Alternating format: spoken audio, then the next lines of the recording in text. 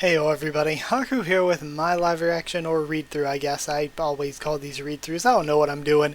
For Magical Girl Raising Project or Mahou Shoujo Ikusei Keikaku, episodes 5. I'm really excited, kind of at an emotional high right now. I just recorded a read-through for The Promised Neverland before this, where I was like crying and shaking, and I am like, I don't know how I'm going to be recording this, but we have Shogun Pukin's Case Files, Murder of the Mage, and I'm probably just going to have to title the video Shogun Pukin's Case Files, because I don't know how well murder will do in a title, or if YouTube will be like, no, you cannot be doing this. So yeah, this is the second to last one. There's only one more after this. I forgot to message Platt, so I haven't messaged Platt yet about Peaceful Days. So if Peaceful Days isn't like fully translated or anything, I'll be jumping straight into Queens as soon as I do the read through after this one. So you might be getting Queens pretty dang soon. But yeah, I'm interested in this one because we got Pukin. And we got Sonia, who I absolutely love. Sonia is adorable, so cute. I freaking love Sonia. So yeah, I'm excited to read this one. Let's see what we get this time around. Alright, Shogun Pukin's Case Files, Murder of the Mage. This story takes place hundreds of years before Magical Girl Raising Project. Okay. Alright. The sun was about to rise, coloring the skies orange as dawn approaches. In the morning, the air was usually foggy. Not that it changed at nights, where it was also just as foggy. Normally in these kinds of days, people tend to spend the nights at local pubs and the mornings asleep. Not me, I had a job to do. Buildings dotted the landscape with lightning rods and cobbled rooftops in the skyline. This was the city of London. This was my home. Early that day, I walked across the cobblestone path, taking my usual route through the darkened streets.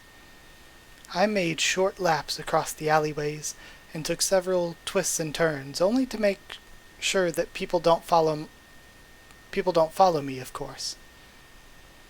In retrospect, it might have seemed like a bad idea to go around to all these alleys and slums when I'm dressed all proper like a gentleman, but I had just barged my way into my destination. I can't guarantee anyone's safety, really. Finally, I reached it, a large theater. They tend to play a lot of things in this theater, mostly opera these days. I wouldn't know, I don't spend my time going to this theater. I've come here for different reasons. The theater and the cobblestone road below me began to melt, as my vision struggled to keep its clearness. It's not just the buildings and the roads, the skies began to melt as well, and my body felt like it's burning up. I counted 3 seconds. I've always done this since I was young, and what I've learned from this is, I'll never get used to this. Ever. As I close my eyes, it's my defense mechanism for when it happens. Because really, if you don't close your eyes, you're going to feel like you're witnessing something that can only happen if you're off your medicine. There's also the fact that your insides feel like they're being jumbled around like a kid shaking a box of toys, only to be properly placed once the process is over. It only takes 3 seconds, but I can't bear even one. Anyways, I open my eyes and my surroundings have changed. In place of the theater, there was a large manor. The manor was surrounded on all sides by thick stone walls like a fortress. In front of me was a large steel gate, larger than any human, and nearly unbreakable. On the other side of the gate was a young lad who opened the door kindly for me. I couldn't help but mutter out loud, "God, I'm tired." "Heard you were working hard, Inspector. I hope it's not just for show," said the guardsman. "Well, he is expecting me, isn't he? You can say anything you want about me, but I ain't a quitter. You should take a break. Slow down and listen to the world for a bit. You heard about the American election. Apparently their next president's someone named Abraham Lincoln. Might cause some issues, that man," said the guardsman. "I neither follow nor care about foreign politics, unfortunately. And when is politics not brought in issues? Anyways, can I go in?" I asked. "Oh, go right ahead. Oh, an inspector?" "Yes." "You still owe me those 8 shillings, said the guardsman. I waved him off, telling him I'll pay him back later. For now, it's time to walk up to the manor and find out what all this fuss is about. As I opened the door, I saw a regular old manor with about 2 floors separated by a large stairway in front of me. Of course, there was also a lobby. Stepping inside, I was suddenly greeted by the feeling of something entering my skin. The shivers in my bones were almost instantaneous. Firstly, I'm just a human. Secondly, I know enough about these mages to know that if I'm not a mage, I'm probably in trouble. Okay. So I don't know if that's just like sort of, what is it, metaphorical, but if it's actually feeling something entering his skin, like actually literally, he might have actually been stabbed by Pukin's sword and he's about to be controlled. Yes, I have to tell you. I'm an inspector in charge of most of the murders around this town. My first name's only known to my personal friends, though my last name is Fataru. I know of the existence of the supernatural. I know of the existence of mages. Mages aren't too uncommon if you know where to look. In fact, they're fairly easy to spot, mostly because they're all higher-classed folk with the resources and money available to pursue studies like magic. I'm not the only one in on it, either. The English government knows about the existence of mages, though not as much as the mages themselves are willing to share. They help each other to maintain peace and security throughout the nation. In fact, I know that some people in the government are supposedly mages as well, which made it easier on them. Since I work in law enforcement, I'm one of the lucky people who have been exposed to the existence of magic and mages. Now let's get this clear. I know about mages, but I don't know everything about them. I know they get their training either here or in some place called the Land of Magic. I don't know the full details of it or what kind of spells they can cast. I've also been given files and instructions on how to behave in this particular mage's home. Speaking of which, that feeling of intrusion in my body, gone now, luckily. There was a man, balding, suit, nice-looking, very professional. He was a bit shorter than me, but he looked me over a bit before declaring his name. Welcome to Hogelton Manor. I will be your guide. My name is Olgrave. Master Hogelton has been waiting for you, said Olgrave.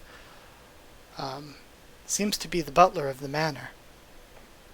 I was led into a large, lavish room. In the center of the room was a man with a long robe, a long beard, and a cane that had a crystal skull on top of it.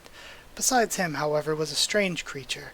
It looked like a dog, a large one, but it was completely black, and its stare was that of a threat. Its claws were unnaturally sharp. It wouldn't have been made for anything but attacking. The last time I remembered something like this was a long time ago, when Dr. Frankenstein tried to reverse engineer something like this with horrible results. Either way, that thing's not a guard dog, it's an attack dog. You're late, said the lord of the manor himself, Hogelton. Apologies, it's rather early, so I hope you understand, I answered. I don't want excuses. I pay my tax money, and where does it go if it only produces lazy inspectors like you? You realize the killer could have killed me next, almost immediately, right? Now, let's not be rash, Lord Hogelton. Hogleton, it says this time. I think that's just a typo, though, probably. Now, let's not be rash, Lord Hogelton. If you could just explain the situation, the crime, I can have a look, I said. Bah, like that's going to help. The police have already done their initial search and found nothing. But if you insist, I'm assuming you have more of a brain than the police force, otherwise they wouldn't have called you inspector. Just take me from the beginning, sir. We approached the dining hall. It was large, with a table that was able to fit perhaps at least 20 people. On the back of the dining hall was a large golden-framed painting. Wait, no, it's not a painting. It's a large child's drawing in crayon, depicting a large family and an angelic-looking girl above them all. You like the artwork, Inspector? Asked Hogelton. It's interesting, if a bit lavish, I replied. Well, of course, this artwork deserved the best treatment. Even my wife loved it. This was a gift from one of the three sages herself, Lady Fuck, said Hogelton.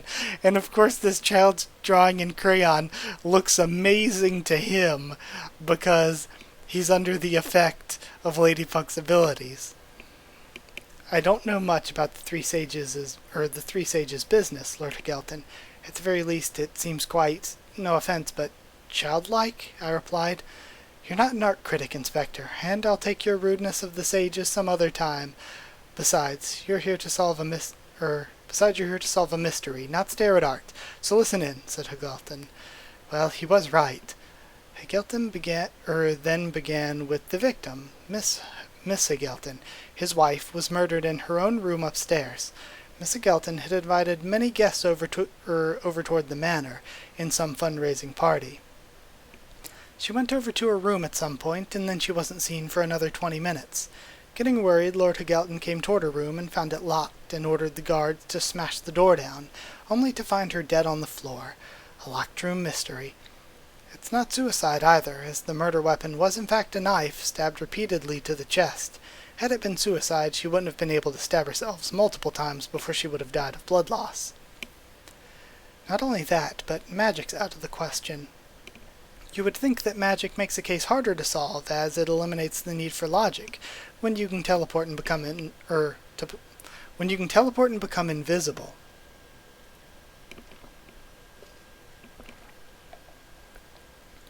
However, in these cases, magic would actually make the case easier to solve, because there are only so many mages you'd need to investigate. Unfortunately, as a sign of safety, Lord Hagelton has produced a barrier surrounding his entire mansion.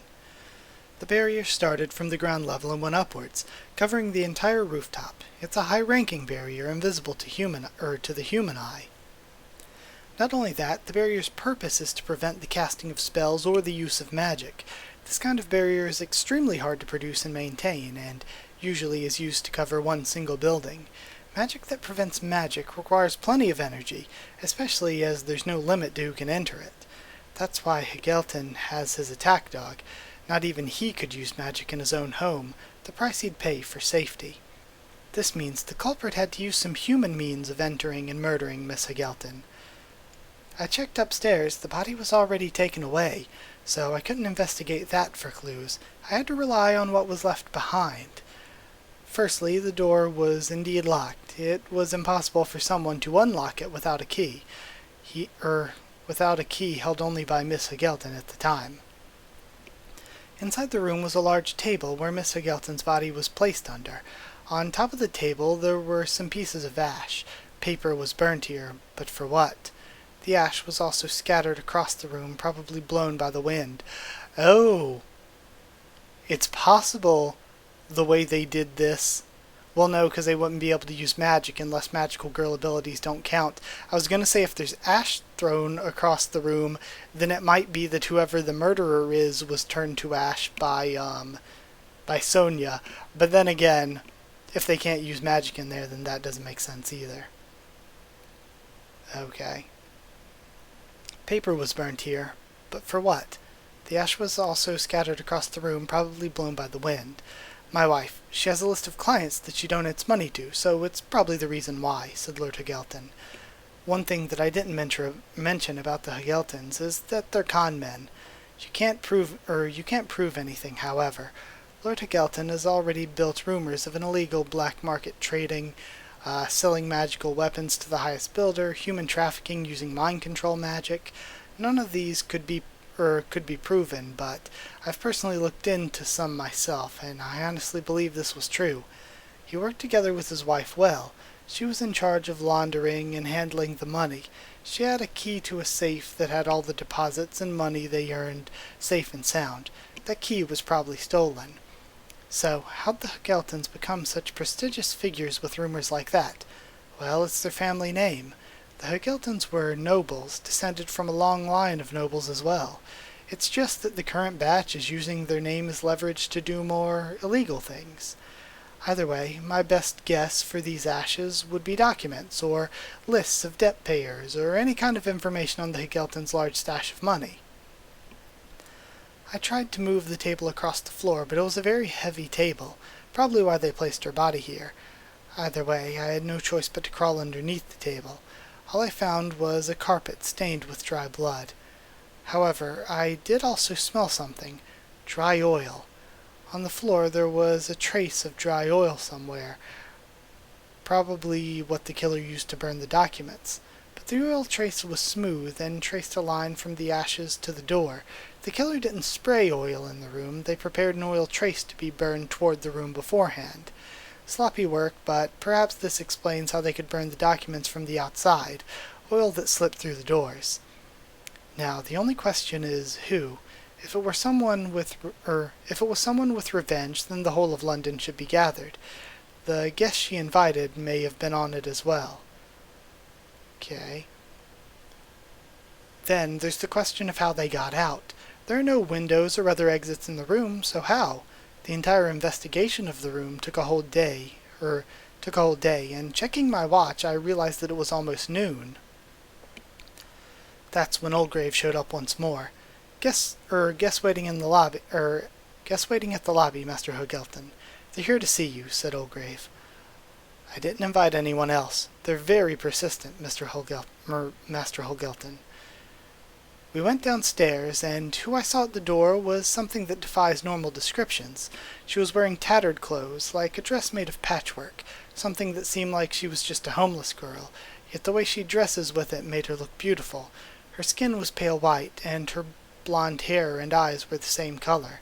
Her face was perfection, beauty unachievable. Yes, she is, Sonia. It's as if a goddess had given birth to a child, regardless of how strange she dressed. However, with all these descriptions of beauty, I still felt something resembling fear when I saw her. Her eyes stared into me, and her silent smile betrayed something hiding behind that layer of innocence. What are you doing here? Asked Hogelton. She's with me, and I should be the one you're talking to, said another girl, walking up to the patchwork girl. This one was dressed in an aristocratic dress, like a musketeer soldier. She had a rapier on her waist and orange hair, but her features were similar to the patchwork girl. I gave you no permission to come here, said Hogelton. Oh, but we do have permission, said the orange girl. Oh, and now we're seeing them. Sonia and Pukin. Freaking love Sonia so much. Look how cute she is. Love it. Under whose authority? Challenged Hogelton. Mine, said the orange-haired girl, grinning. Hogelton's attack dog growled and approached the two girls slowly, and seemingly in response, the patchwork girl stood in front of the orange girl.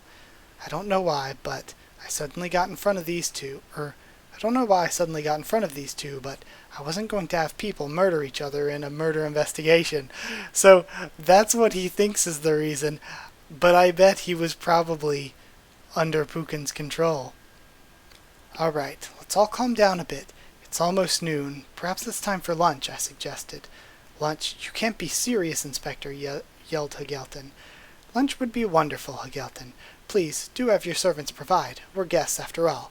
Come, Sonia, said the orange girl. I like food, yelped the patchwork girl happily. Oh, I love her. I breathed a sigh of relief. These two girls weren't mages. No, they were something else. Something that had only been a rumor until I saw them. I was confident. These two were the so-called magical girls, the other beings from the land of magic. What I know of magical girls is very limited. I know that they're supposedly created using magic. Thus, do mages create magical girls? I also know that most of their population seems to come from an innate talent they have during birth. Okay.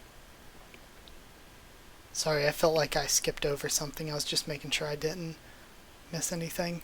This has resulted in commoners and peasants being selected to become magical girls, and many of them seemingly outclass mages.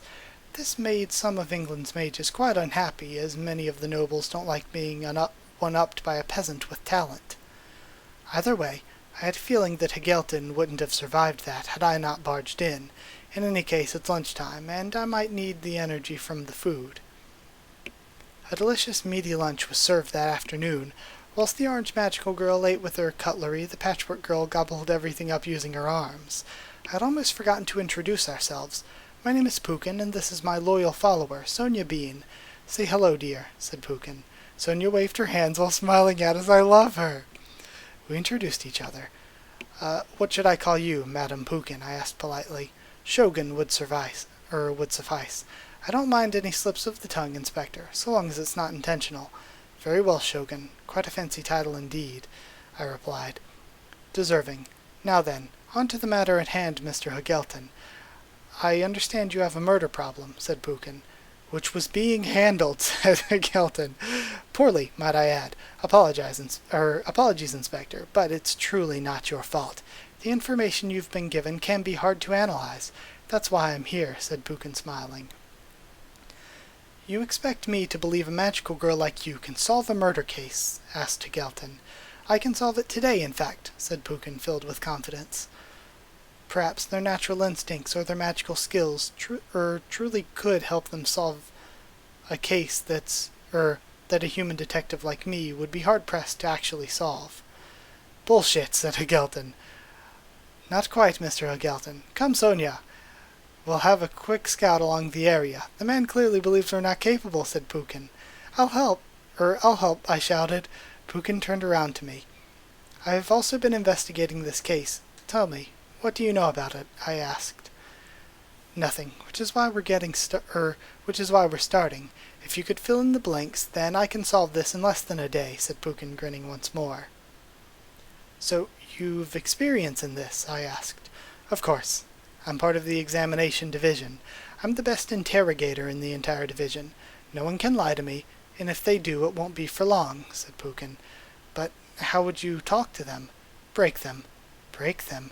I'm a torturer. It's the best form of interrogation. It feeds on fear, and fear is the one thing that keeps people alive. The more fear they have, the more selfish they will be, and they will give you everything in order to save themselves, said Pukin without even a hint of remorse. And of course, as a modern-day person, we know this not to be true, but it probably totally fits what they thought back then. Though I'm sure that sort of thinking was probably a little outdated even by then. Because, it's not true that people will say anything in order to save themselves. But either way, moving along. There are a lot of reasons why it's not true, but either way. This isn't a science novel. Now I understand why I felt a chill in the air when I first saw her. She seemed to have an aura of death and intimidation. She's so casual about the way she mentioned her occupation, torturer. Even normal-minded folk would just say interrogator and be done with it. It takes a special kind of crazy to say torturer and be fine with that. Either way, if she really is good, then I'll just have to wait and see. Or I'll just have to see. 2 hours have passed. I told Pukin every detail and every clue that I have uncovered within the manor. After 2 hours of scouring around, Pukin had gathered around 12 people within the crime scene. These were all servants, plus myself and Hagelton, and his pet. What is this supposed to be, then? Asked Hagelton. I've narrowed down the list of suspects, said Pukin confidently. In 2 hours? Is it not obvious to you, Hagelton? Your wife was not killed by magic. You made a big deal out of how magic is impossible to be used under this mansion, hence the murderer needed to be human. Or did they? What? Asked Hagelton. Truthfully, anyone could have killed your wife, Hagelton, but in order to properly do that, they'd need a decent understanding of the manor itself, an understanding of how it works inside out. Otherwise, this locked room mystery won't be so tightly closed, said Pukin. She went to the heavy table and kicked it off into the air, sending it flying toward Miss Hagelton's bed. My God, woman, what are you doing? Shouted Hagelton. Pukin removed the rug from the carpet, and with strength she slammed her foot down to the wooden panels. What we saw was some kind of trap door. I expected this. A human needed a way out. As there's no exits in the walls nor the roof, the only place to check would be the floor. It was highly disguised, so I just gave it a little kick, said Pukin as she invited us down to the tunnels. The tunnels spanned far underground, and after the endless trek downwards, we finally started going forwards instead. Pukin had suggested the servants bring a light source, as humans and mages can't see well in the dark, but magical girls can. She led the way as the tunnel slowly began to head in an upwards direction once again. Finally, there was an end to the tunnels, which seemed to be a lid on the ground. Pukin knocked on the lid, and opening it, to everyone's surprise, was Sonia. She had some dirt on her hands and face. She sneezed after opening the lid, which made everyone nearly jump, as they were already quite scared of the dark regardless. Pukin adjusted her rapier as she walked into view. She handed Sonia a handkerchief she pulled out just beneath her rapier. Sonia took the handkerchief and Pukin rubbed her head as Sonia blew her nose.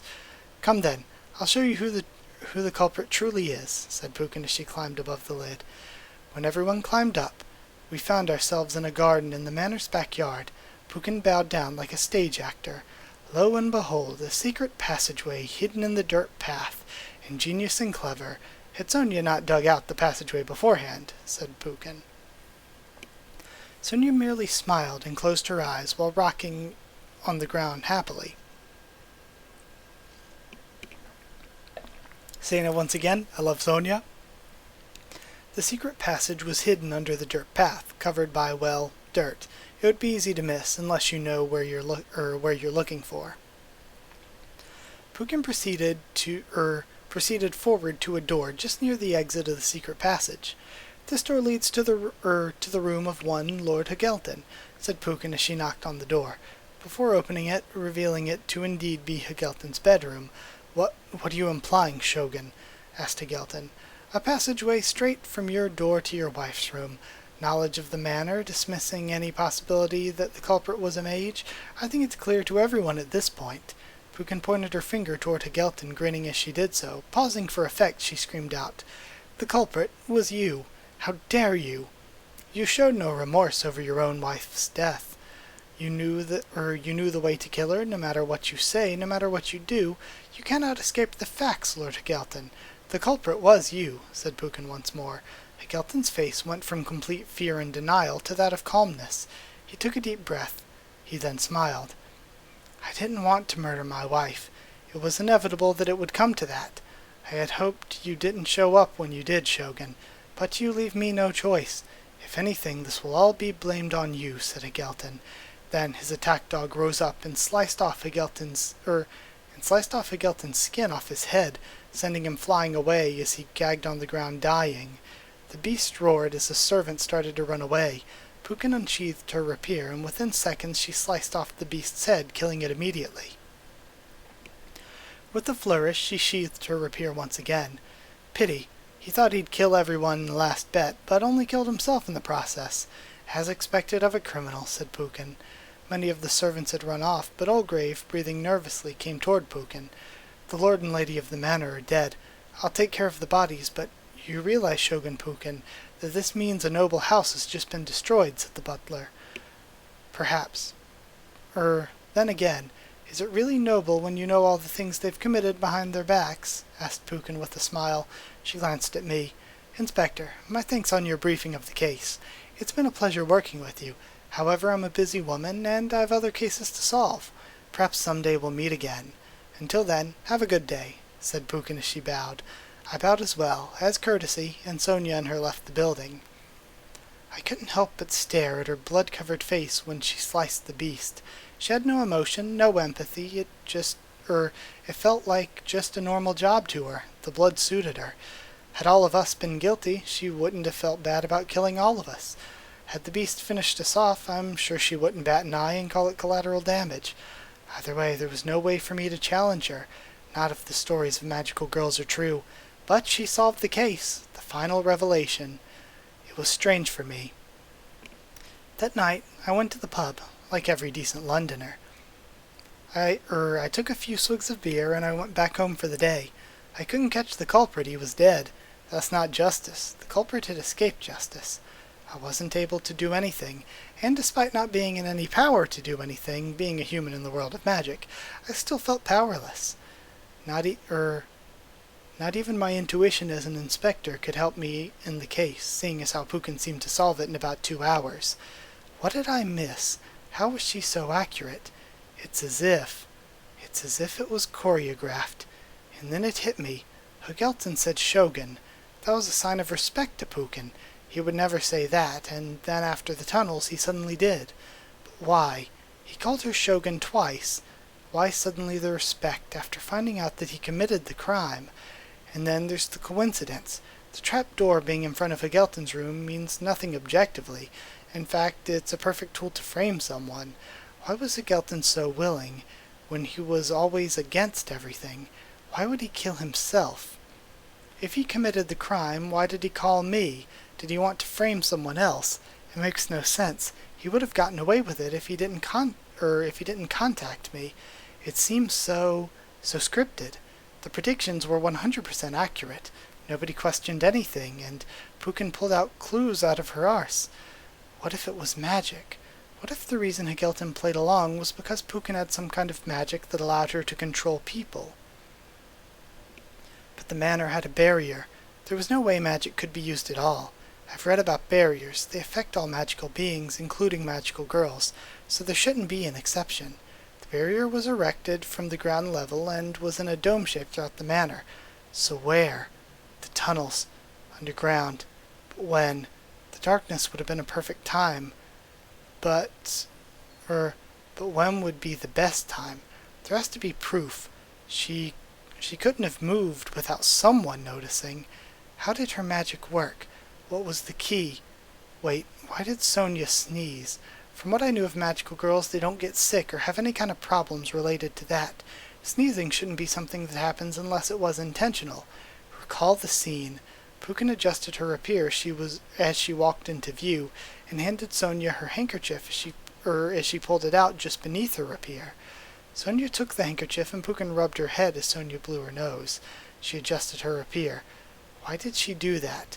Why is the handkerchief beneath the rapier? Did she use the rapier while we were all staring at Sonia? If this was true, this can explain Hagelton's compliance. Pukin found a solution to the case, and, due to her ego, created a way for her solution to be the correct one. She improvised the whole way through, which means that Hagelton was innocent. Shit, fuck. Hagelton was an asshole, but he wasn't the murderer of his own wife. But then who? I went back home. I recreated the crime scene. I placed a table, some documents, along with some matches to burn them. Originally, I had believed these were people who owed Miss Hagelton money, or people after her money. But maybe that was a distraction. If that were true, then there are certain things we know. The murderer must know these things. Firstly, they must know of the Hagelton scandalous affairs, the money laundering, human trafficking, smuggling, all those pleasant things. Secondly, they must know the layout of the manor, which narrows it down to several loyal servants. Thirdly, they must draw attention away from the trap door. That's when I understood the purpose of the oil. The burnt documents, the ashes, they were never meant to lead anywhere. They were red herrings. All of that was to plant a fake motive, and the oil was to misdirect me to not find the trap door. But then, who would know? Who else would know the layout of the castle and be close enough to the Hageltons? Of all the faces that flew into my mind, one man's face came forward. It's always the butler. At the end of everything, when all the servants ran off, there was one man who was calm beyond belief, one man who wasn't even flinched, one man who seemed relieved. Ulgrave. Ulgrave would know the family for generations at the very least, and he would understand their deepest secrets. Which meant that it was the damn butler. I punched the wall with frustration as I laughed at the absurdity of it all. Pukin was a master at charisma, enough that she felt like a stage magician, directing all of us to believe her illusion. She clearly had no idea who the culprit is, but now I've just helped her kill her second victim. And of course we know that basically Pukin was a terrible torturer, because she never really got any information. She just tortured people for the heck of it, and then made the conclusion whatever she wanted to make the conclusion. Now I've just helped her kill her second victim. The butler now has access to the Lord and Lady's personal financial secrets, and seeing as he stole Miss Hagelton's keys, he can now gain the fortune that he must have been searching for. I'm such a fucking idiot. I rolled over in my bed. My job isn't done. I had to find Ulgrave wherever he is. I need to know more, and I need to get deeper inside this whole thing. How many people did Pukin indirectly kill with her false accusations? How many criminals escaped due to her ego? It's a long night at London. It was raining, as it always does. Tomorrow, I'm going to hunt down a butler. The next few days, I'll probably spend my time figuring out more into this whole damn land of magic, magical girls, mages, or maybe I'll just drink myself to sleep. Okay, I enjoyed it. Basically, that story was to tell us we spent very little time with any of the stuff connected to the actual magical girls, and mostly with this unnamed investigator. But this was mostly to show us that Pukin's methods were kind of bullshit. She was just an evil person who liked torturing people, which should seem obvious, and she kind of bullshitted her way to the solutions of her cases. But yeah, it was fun. There's not too much to discuss like some of the past ones, because again, it's not like one of the ones where, like the Three Sisters Raising Project Restart, or the first one with Tepsikemme and Mana and Nanako-san. It's not like those where there are a lot of different characters going on, a lot of things that tie back into the future story that we're going to be going into.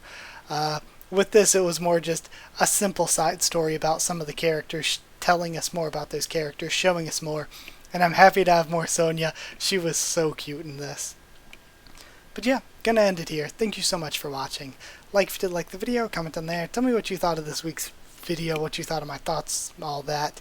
Subscribe for more Magical Girl Raising Project, much more on the channel. Like I said, we may be starting Queens very, very soon. We only have one more chapter left of episodes 5. If you want to follow on Twitter, you can, or if you want a link to the Discord server to talk to me or more with there, you can just ask and I can give you a link to it.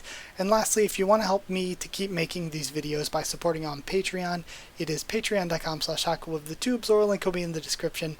But either way, that is it. Thank you again for watching, and I'll see you all next time.